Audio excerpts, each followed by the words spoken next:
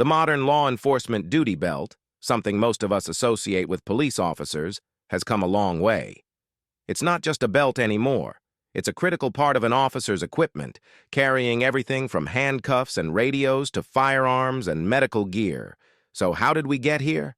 It all started in the early 20th century, when law enforcement relied on basic leather belts with minimal attachments. Officers typically carried just a revolver, a few bullets, and maybe a pair of handcuffs. Simple and straightforward, but not very efficient for modern policing needs. Fast forward to the 1950s and 1960s. This was a period when law enforcement gear began to shift towards more specialized tools. One company that really drove this evolution was Bianchi. Founded by John Bianchi, often called the father of the modern holster.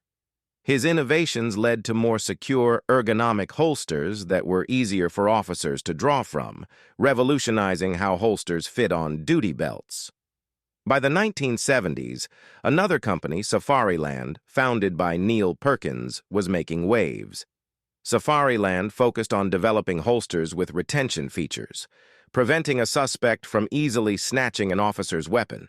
These retention holsters became essential for officer safety, and Safariland quickly became a dominant name in the industry. In the 1980s and 1990s, we saw another big change, moving from heavy leather to lightweight nylon and polymer materials. Companies like Uncle Mike's and Blackhawk were at the forefront of this transition. Uncle Mike's was a pioneer in introducing durable nylon belts that were lighter, easier to adjust, and weather-resistant.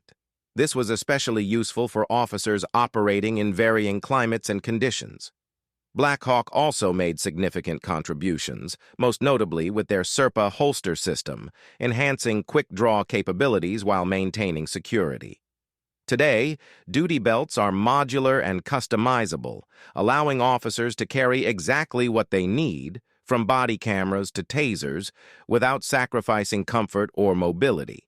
Bianchi's AccuMold line and Safariland's three-point retention holsters are just a few examples of gear that has set the standard for durability and functionality in the field. And here's a fascinating fact. Without the innovations of John Bianchi or Neil Perkins, the duty belts we see today might still be stuck in the past, limiting officer safety and efficiency. These key players and companies transformed not just belts, but how officers operate in the field, making their jobs safer and more efficient. So the next time you see an officer's belt loaded with gear, remember, it's not just a belt. It's the product of decades of innovation and evolution, designed to help officers do their jobs safely and effectively.